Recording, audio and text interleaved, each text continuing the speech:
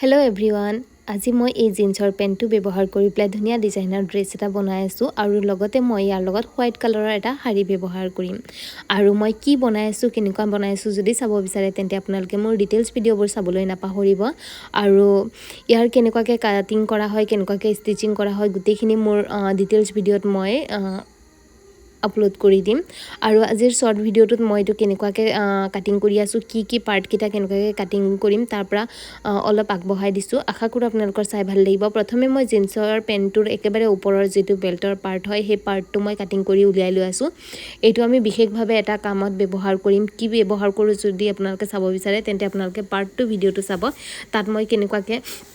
ব্যৱহাৰ কৰো গুটিখিনি দেখুৱাই দিম প্ৰথমে মই বেল্টৰ পাৰ্টটো কাটিং কৰি উলিয়াই লৈছো তাৰ পাছত যেটো জিন্সৰ পেন্ট বাকি থাকিব গুটি অংশখিনি আমি কাটি প্লাই ধুনিয়াকৈ উলিয়াই লম আশা কৰো আপোনালোকৰ এই ডিজাইনটো চাই ভাল লাগিব মই খুব ধুনিয়া ইউনিক ডিজাইন এটা আপোনালোকৰ লগত শেয়াৰ কৰিব